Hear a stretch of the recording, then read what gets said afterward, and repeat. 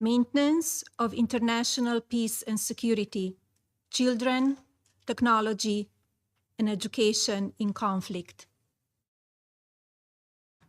The agenda is adopted.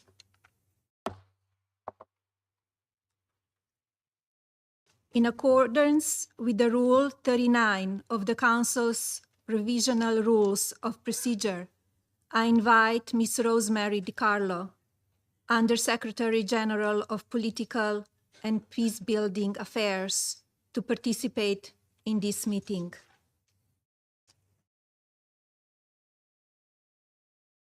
It is so decided.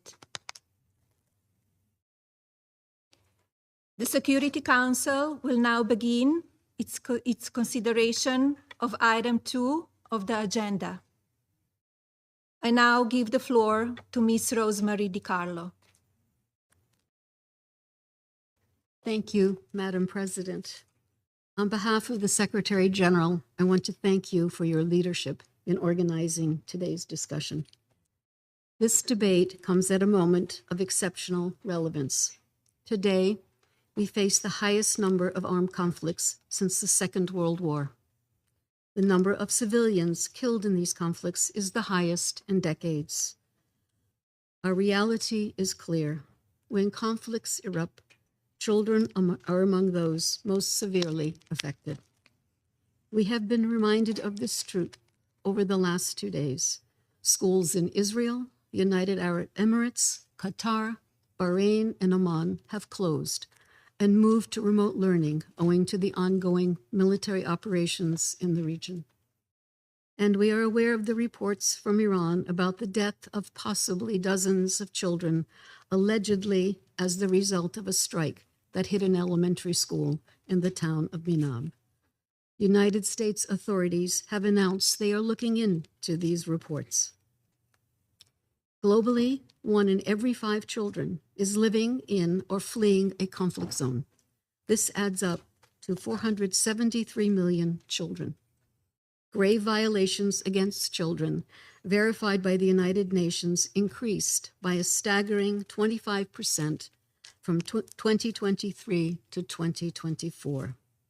Rape and other forms of sexual violence rose by 35%. These horrific figures should impel us to do more to protect children in conflict. I pay tribute to the First Lady of the United States for her work to give visibility to the issue of children in conflict, and particularly for her personal engagement to reunite Ukrainian children with their families. Madam President, when conflicts do not rob children of their life and physical security, they deprive them of the right to have a quality education and a future of opportunities. 234 million children in crisis in conflict situations currently need educational support. 85 million are completely out of school. In violent conflicts, schools can be one of the only safe spaces that protect children from recruitment, trafficking, and exploitation. Schools can safeguard health and hygiene, provide psychosocial support, and connect families to essential services. Education in conflict zones is life-saving and life-sustaining. And yet schools, teachers, and education infrastructure continue to suffer violence. In 2024 alone, the United Nations verified a total of 2,374 attacks on schools and hospitals. Many more are unverified due to a lack of access. Most attacks in 2024 took place in Ukraine, Israel, the occupied Palestinian territory, and Haiti. In its resolution 2601, the Council urged all conflict parties to immediately cease attacks against schools, children, and teachers, and noted that such attacks are in contravention of international humanitarian law. It called on all parties to safeguard, protect, respect, and promote the right to education. The international legal framework is clear. We must act. Madam President, the challenges of providing quality education in conflict situations are tremendous. Infrastructure, from electricity to classrooms to digital connectivity, is often crumbling or at risk. Educators are few and far between. We face a shortage of 44 million teachers in conflict settings. Digital learning can offer access to education when schools are closed or inaccessible, or when students are fleeing violence. And the UN has made a concerted investment in these approaches. Private-public partnerships, when grounded in strong ethical frameworks, can help us deliver and expand access to innovative education technologies. For example, UNICEF's Learning Passport, developed in partnership with Microsoft, offers 10 million children in 47 countries a mobile learning platform where they can have continuous access to quality education. The Instant Network Schools program, a joint project of the Vodafone Foundation and UNHCR, allows refugees and teachers to access digital educational content and the internet, improving the quality of education in some of the most marginalized communities in the Democratic Republic of the Congo and South Sudan.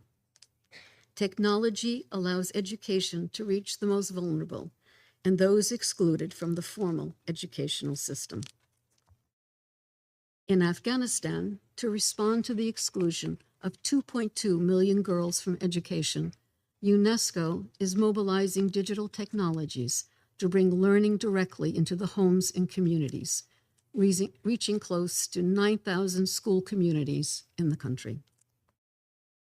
To ensure that opportunities provided by technology are realized, we must mitigate its risks. Children in conflict face heightened online threats, exploitation, trafficking, radicalization, digital recruitment into armed groups, and cyberbullying. Digital education must therefore actively promote child protection with risk assessments at every stage, from conception to deployment.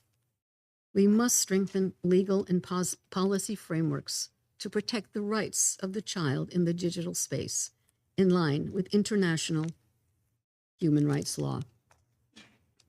Technology companies have a particular role to play in providing safeguards to their users, especially children and young people. Unfortunately, funding for education in emergencies has dropped by 24%, even though needs are increasing. We call on member states to do more to meet funding gaps in education. Madam President, the most effective way to protect children from conflict is to prevent and end wars. Building peace is at the heart of what the United Nations does. We must all work together toward this goal. Thank you, Madam President. Thank you. I thank Ms. DiCarlo for her briefing. I shall now make a statement in my capacity as First Lady of the United States. First, my heartfelt condolences to the families who have lost their heroes, who sacrificed their lives for freedom. Their bravery and dedication will always be remembered. I extend my earnest wishes for a swift and smooth recovery to all those who have been injured. You are in my thoughts and prayers during these challenging times. The U.S. stands with all of the children throughout the world. I hope soon peace will be yours. Ambassador Waltz, I'm grateful for the distinguished honor to preside over the United Nations Security Council as the United States assumes its presidency.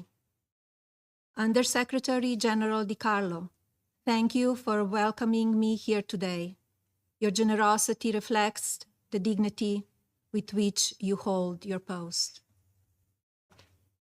Thank you for your warm welcome, United Kingdom, France, Russian Federation, China, Greece, the Democratic Republic of Congo, Denmark, Panama, Liberia, Somalia, Colombia, Pakistan, Bahrain, and Latvia. Collectively, your mission to maintain security while upholding the responsibility of preventing conflict during times of both war and peace is significant, must be applied evenly, and should never be carried out lightly. Peace does not need to be fragile. Enduring peace will be achieved when knowledge and understanding are fully valued within all societies. The value placed on education by nations' leaders shape the core of their country's belief system. A nation that makes learning sacred protects its books, its language, its science, and its mathematics. It protects its future. This leads to something powerful, to greater understanding, moral reasoning, and tolerance of others. Peace.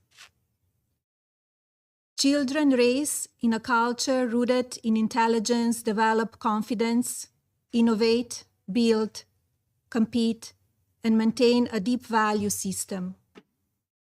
Their knowledge fosters empathy for others, transcending geography, religion, race, gender, and even local norms.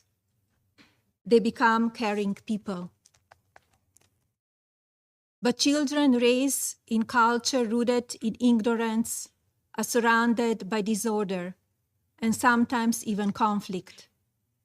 These societies are filled with rigid thinkers who embrace prejudice and shun human dignity.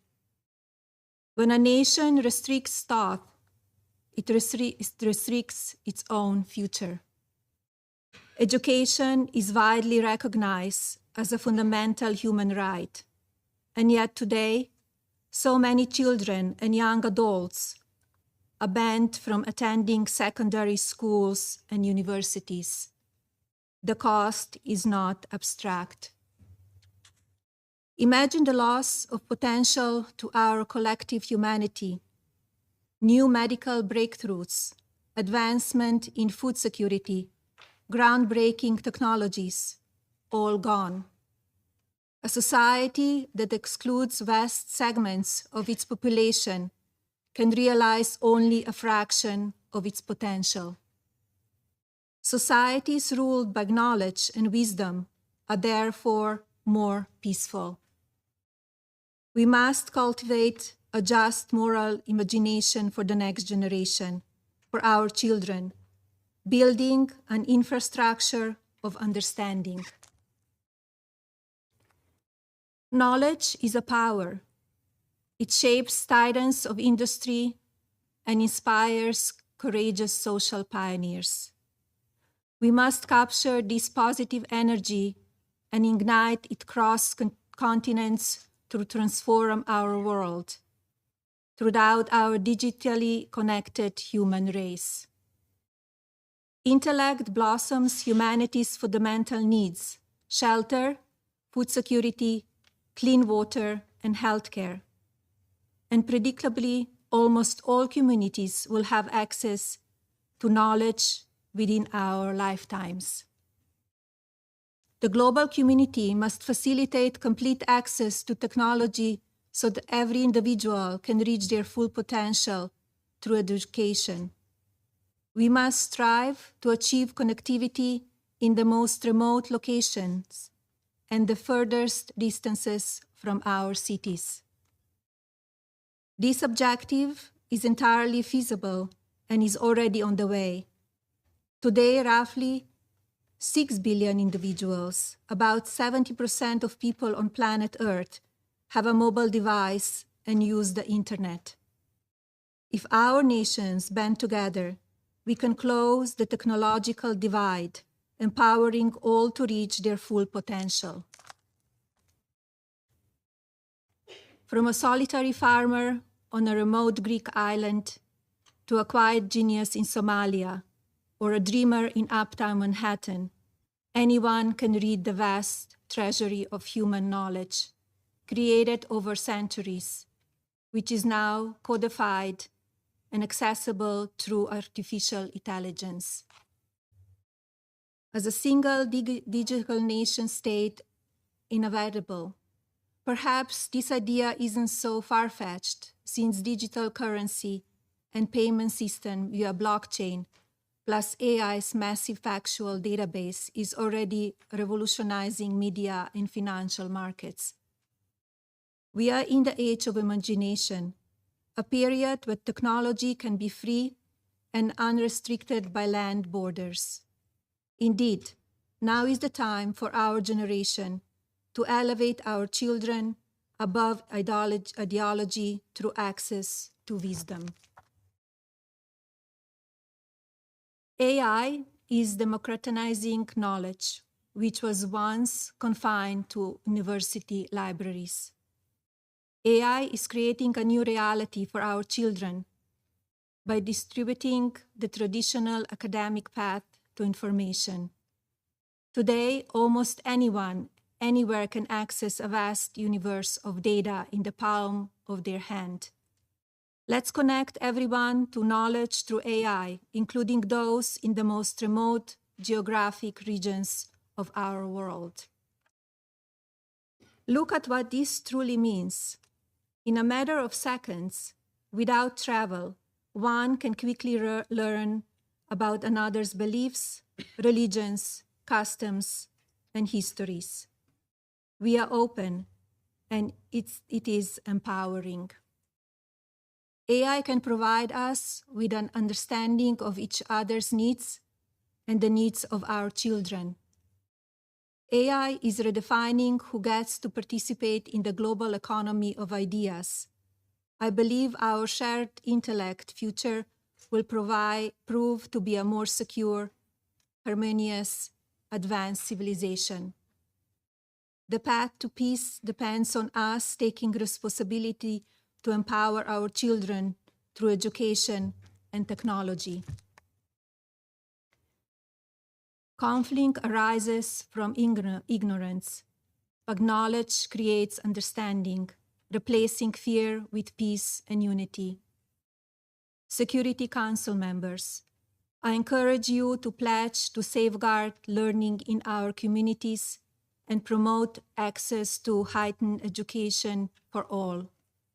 I implore you to build a future generation of leaders who embrace peace through education. Thank you. I resume my function as President of the Council.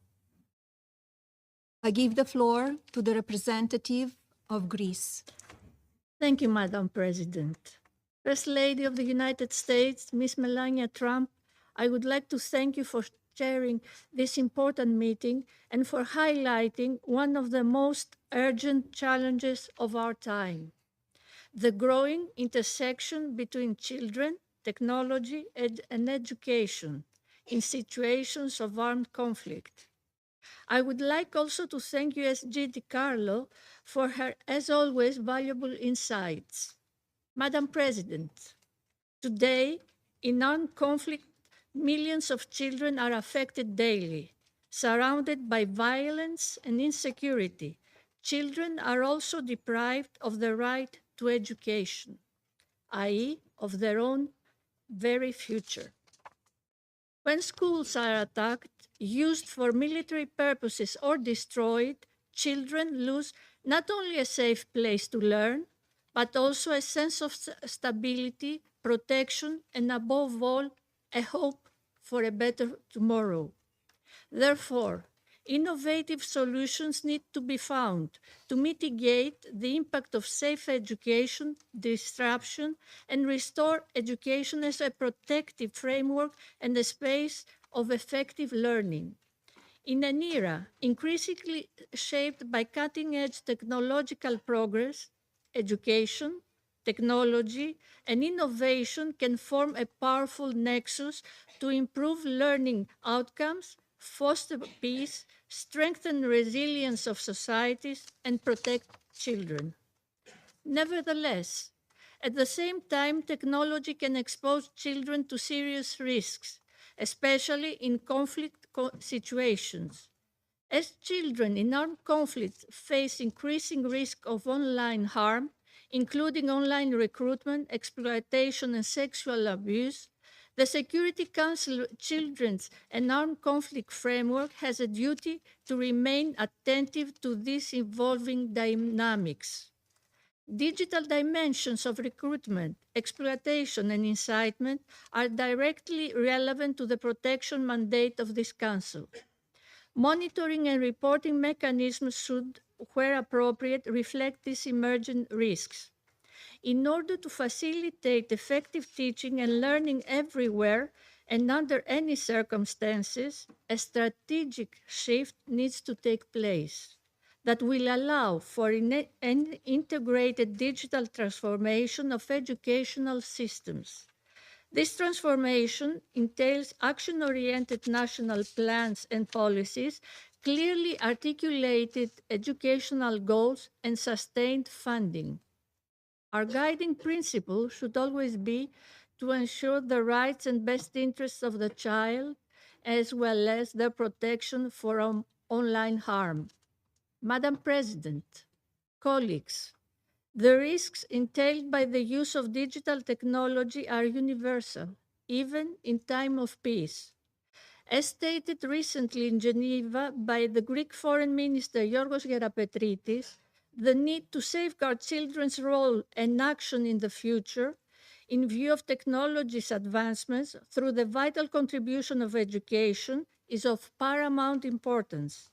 The digital environment as a public space must be safe, teaching children not just how to use technology, but crucially, how to protect themselves from it. In this endeavor, the potential of the private sector can also be utilized in collaboration with governments, civil society, and local communities, while adhering to relevant codes of conduct and human rights obligations.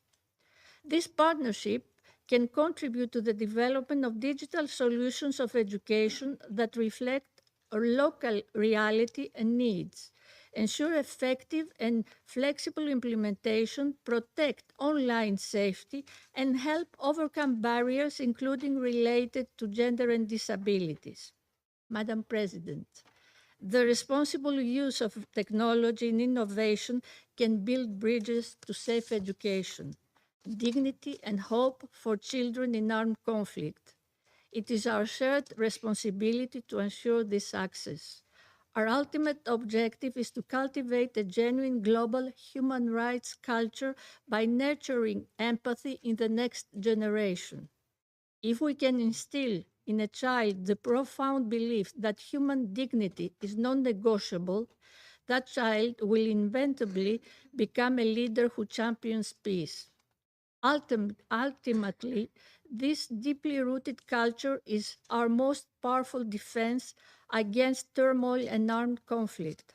Our engagement in the education of children is an investment in peace, and Greece, also through its work in the CAC Working Group, will remain at the forefront of this discussion. I thank you.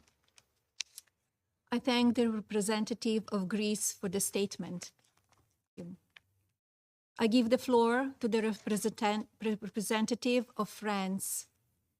Merci, Madame la Thank you, Madam President. Madam President, First Lady of the United States, allow me to thank you, to wish you a welcome, and to assure the United States of our support on the beginning of their presidency of the Security Council, and to commend their decision to devote this first event to children in armed conflict from the perspective of technology.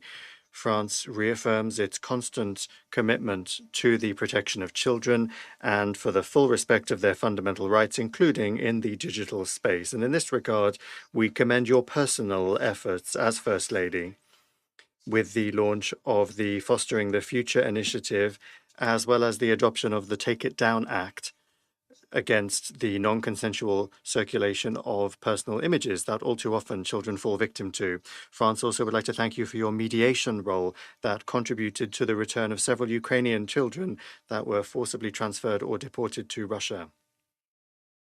We thank the Undersecretary General, Ms. Rosemary DiCarlo, for her edifying briefing. Madam President, the subject that brings us here today is at the heart of the work of the Security Council, and it requires greater coordination around the three pillars of our organization. First of all, this council must act to prevent and put an end to the use of new technologies against international peace and security. The malicious use of digital technologies is on the rise. It is increasing violence in armed conflict, and children are the primary victims of that. In Ukraine, the massive and repeated Russian drone attacks are killing, injuring, and also having a profound impact on the daily lives of children. At school, classes are being interrupted each day by air raid sirens, and at home, children spend part of their nights and their evenings in cold and damp shelters because of Russian attacks. In other conflicts, social networks are being used to spread propaganda targeting minors, to facilitate their recruitment by armed groups, to exploit their vulnerability. The Security Council, in close coordination with all stakeholders, must continue its work, including within the children and armed conflict and youth, peace and security agendas that France is fully invested in. By bolstering child protection capacities in peacekeeping operations and special political missions, and in supporting the monitoring and reporting mechanism established by Resolution 1612 of 2005, the Council supports the gathering of information on the grave violations committed against children in armed conflict zones. This is an essential tool for strengthening prevention and combating impunity.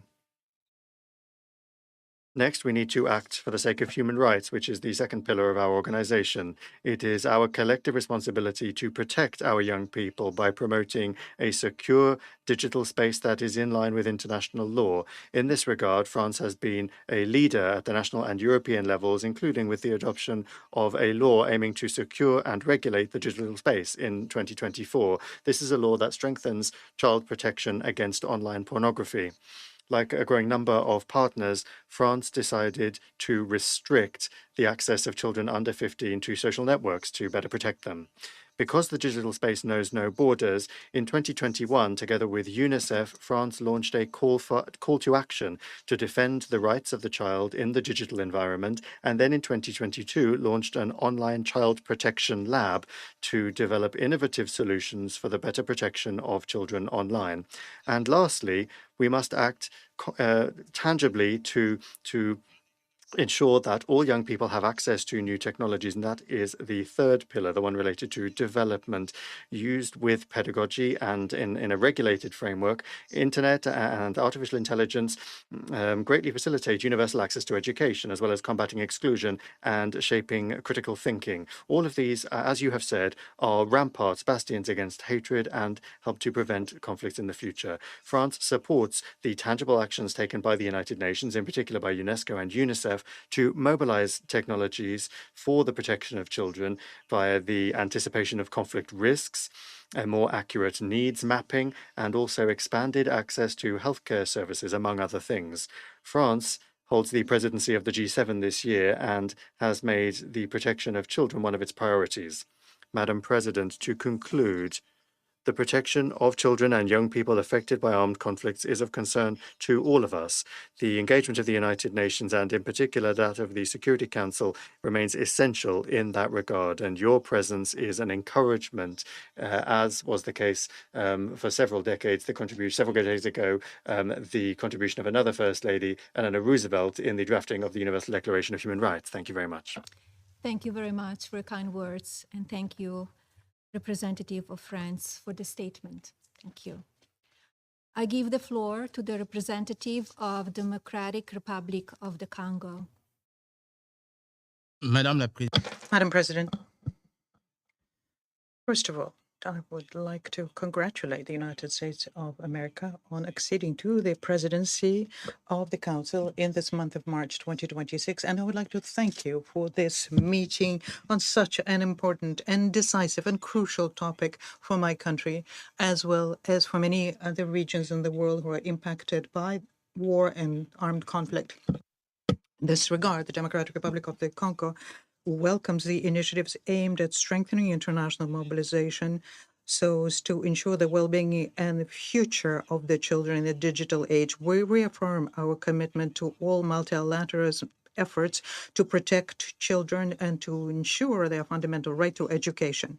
My country would like to pay tribute to you, First Lady of the United States, for your commitment to the integrity and dignity of children in the world. We also thank Madam Rosemary DiCarlo, Under Secretary General of the United Nations, for their statement. Madam President, guaranteeing an effective access to education and digital technologies for children in situation of the conflict is, for us in the Democratic Republic of the Congo, is an essential reality, fact. For 3 decades, our country has been witnessing circles of repeated violence and armed conflicts, particularly in the eastern part. This has been the situation has prevailed for 30 years, and millions of children have been deprived of their fundamental right, access to education, which is safe, inclusive, and of high quality. Let me give you an example. Just in the South Kivu province, where with impunity, since the beginning of 2025, we have been witnessing the movement of M23 and the RDF, the Rwanda Defense Forces, in violation of national laws, the UN Charter, basic principles of international law, international humanitarian law. And therefore, the impact of conflict on education has been as follows. First of all, the free of a charge of schooling has been undermined because the Rwandan forces M23 decided to impose schooling fees. Next, statistics are telling us that 8,419 schools, 1,768 schools, out of which 71 primary schools and 675 secondary schools today are no longer functioning. Out of them, 167 schools with 72,000 school children, out of them 36,000 children, are at this point occupied by armed groups. Madam President, generally speaking, the Democratic Republic of the Congo has erected education into a central pillar of its policy of resilience and development. We are proud of our human capital, of our young people. Therefore, education for my country is not just a fundamental right, but it also is a major pillar of our stability. The free schooling, which was decreed by the President of the Republic, His Excellency Felix Antoine Tshisekedi Chilombo, since he acceded to his high office in 2019, is a reflection of this view that we need to improve access to education and new technologies. In addition to this policy, we, in 2025, adopted the education and emergency training strategy covering 2025 to 2029, which is there to build an education system which is resilient, inclusive, and is a measure of protection capable of ensuring the continuity of learning before, during, and after crises. This strategy is accompanied by the commitment of the DRC to reduce the digital gap, which is particularly impacting those areas which are in conflict. Madam President, using digital technologies today is an essential means of mitigating the effect of conflicts of education. Digital platforms, mobile devices, remote learning tools can maintain a learning tool for those children which are internally displaced, those who live in enclaves or in displaced camps. Similarly, the advances of artificial intelligence can also help with education. They can accompany pedagogical efforts and provide psychosocial support to those children who are victims of trauma. Madam President, the Democratic Republic of the Congo is convinced that the respect and the protection of the human rights, in particular the rights of children, of the international humanitarian law, must remain at the heart of all strategies that we are implementing, and this we're implementing to ensure peace and security in the world. We have to work together to make sure that these dimensions, very frequently lost in approach, analysis, and evaluation of conflict, take pride of place. And that is why the Democratic Republic of the Congo calls for a strengthened international support for the development of digital infrastructures in fragile and post-conflict areas, for responsible partnership with the private sector, partnership based on transparency and accountability. Madam President, we are a large country, a very rich country, especially when it comes to minerals, which are necessary for the current digital revolution. We think that technology should never be a factor of exclusion for our children. To the contrary, it needs to become an instrument for resilience, reparations, and equality of opportunities. To conclude, the Democratic Republic of the Congo would like to affirm its determination to work together with its partners, including through the platform Building Future Together, which is put forth by the distinguished First Lady, Melania Trump, to protect children, to reform our education system, to progressively integrate into it numerical tools despite the security challenges, and to ensure that no child, even in a situation of conflict, be discriminated against, but rather that they should continue benefiting from their right to education, development, and the implementation of their legitimate dream to have a better future in the digital era. I thank you. I thank the representative of the Democratic Republic of the Congo for the statement. I give the floor to the representative of Denmark. Thank you, Madam President. Denmark thanks the United States for highlighting this critical topic of the first day of the presidency. And we commend the First Lady of the United States for her presence here today and for showing leadership on this issue. Let me also thank Undersecretary General Di Carlo for her sobering briefing. Madam President, as we've heard, more than 85 million children are out of school in crisis settings. From Sudan to the Sahel, from Afghanistan to Gaza, too often, too many school-aged children are prevented from learning. As members of this Council, we have a common responsibility to protect education in conflict. I commend the efforts by the United Nations in this regard, notably UNICEF, UNESCO, and the Office of the Special Representative of the Secretary General for Children and Armed Conflict. For example, in Ukraine, the UNHCR supports access to education from online learning for refugees to offline learning at underground schools near the front line. In Lebanon, UNICEF assists access to digital learning for Syrian refugees. And, as we've heard from the USG, in Afghanistan, UNESCO supports broadcasting of educational programs to reach learners in their homes. These are examples of innovative initiatives that make a difference for children and young people affected by conflict. But we can do even more to leverage the potential of technology for education. Madam President, I'll raise 3 points today. First, we must make even greater use of innovation and technology to support safe and protective access to education in conflict-affected situations. When conflict erupts and it becomes unsafe to go to school, digital tools can enable students to continue their education and connect with their peers. But it requires access to digital devices and often also access to the internet. Children in the poorest places in the world, which count many conflict-affected contexts, are more likely to be excluded from access to the internet. In short, eliminating the digital divide will help broadening access to education, to leave no child behind. We must keep this in mind as we seek to protect education during armed conflict in accordance with Security Council Resolution 2601. Second, Madam President, the digital space does not come risk-free. We know that it brings risks for children's safety. In context of conflict and instability, these risks can take many forms. Online platforms can be used to spread disinformation, and manipulated content could fuel polarization, instability, or lead to radicalization. Young peace builders could be targeted. Young human rights defenders may face reprisals or threats, both on and offline. Young women and girls may be targeted by technology-facilitated gender-based violence. Member states, along with tech companies, must prioritize protection in the digital space. While tech companies have great power in shaping children's digital experiences, they also have a great responsibility to protect children's rights. We support that the Office of the SRSG for Children and Armed Conflict engages with online platform operators on protection.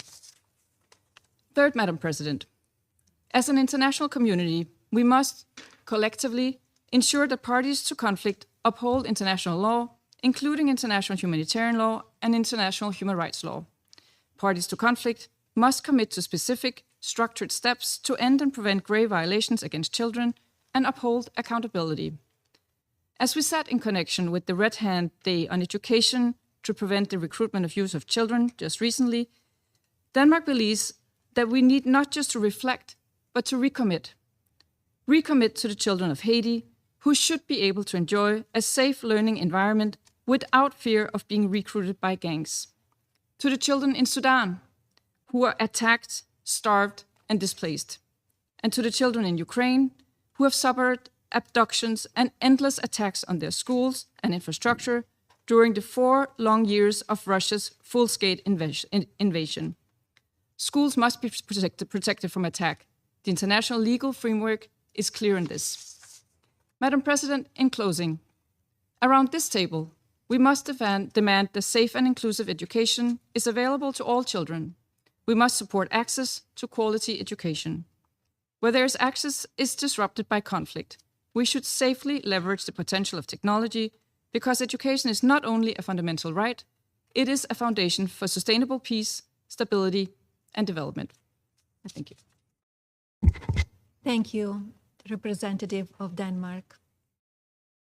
I give the floor to the representative of Panama. Gracias.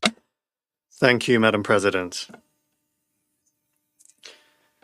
Esteemed Mrs. Melania Trump, First Lady of the United States of America, Panama congratulates the delegation of the United States on assuming the presidency of the Security Council for the month of March, and we would like to wish you every success in this delicate undertaking.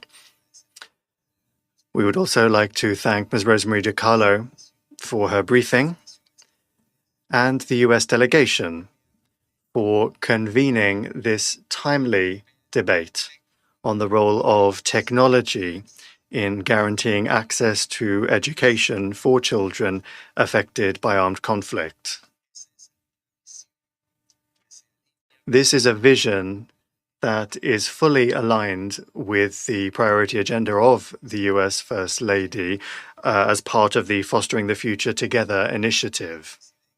And by happy coincidence, just a few days ago, we had the privilege of convening an area formula meeting to mark the International Day of the Red Hand, focused specifically on promoting safe, inclusive, and continual education as a tool for preventing the recruitment and use of children in armed conflict. That conversation left us with one clear conviction, and that is that education is not only a right, it is also a tool, a valuable tool for prevention. When a child remains connected, plugged into their education process, be it in the classroom or through digital technologies, it significantly reduces their exposure to recruitment, exploitation, or manipulation. Today, millions of children continue to see their education interrupted due to attacks on schools, forced displacement, and the militarization of the civilian environment. In this context, technology has gone from being a complementary, a supplementary tool to become a lifesaver. Open platforms, remote learning, content broadcast over radio or television, and AI-supported solutions, when they are used responsibly, are useful in order to maintain the continuity of learning in some of the most complex environments in the world.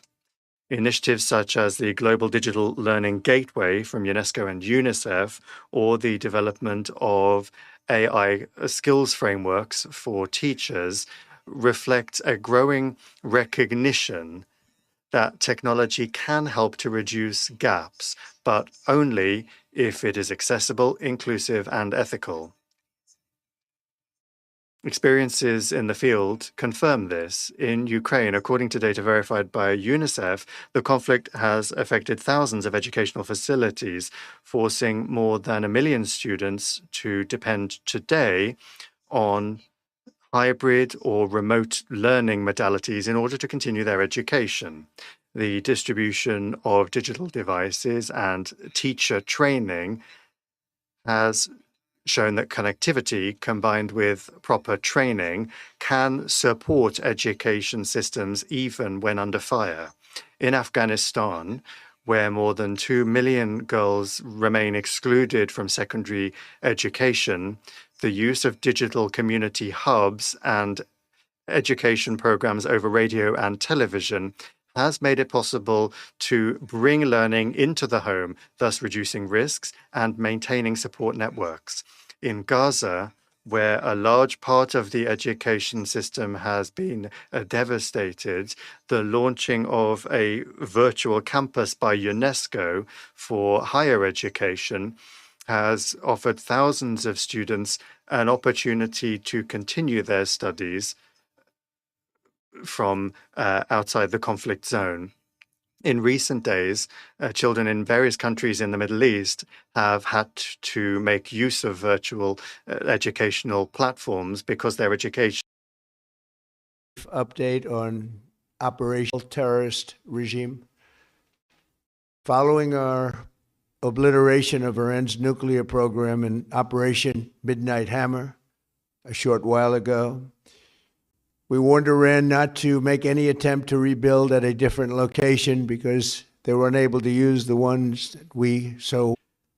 Today, the United States military continues to carry out large-scale combat operations in Iran to eliminate the grave threats posed to America by this terrible, powerfully blew up.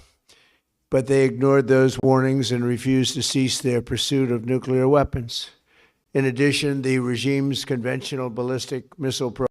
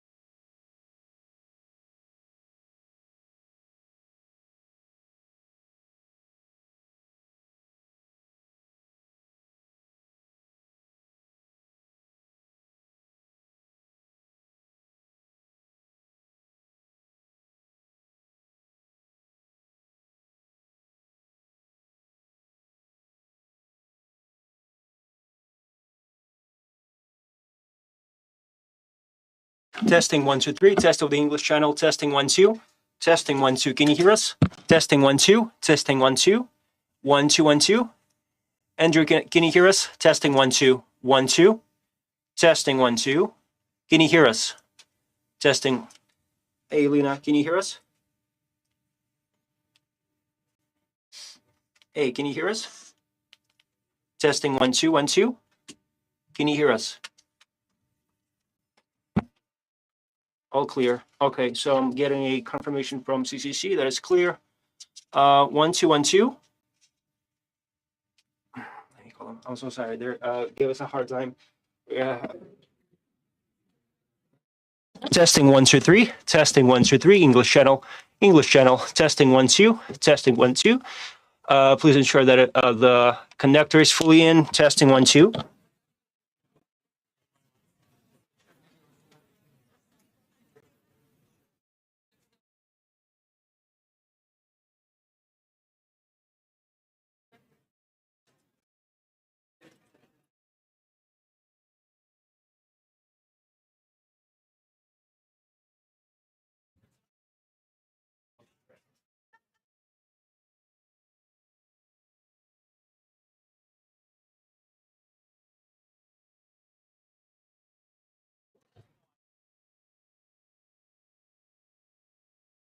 Test 1 2 1 2. Test 1 2. Please give me a thumbs up if you can hear us. Testing 1 2 1 2. This is a test. Testing 1 2 1 2. Testing 1 2. Testing 1 2 3. Testing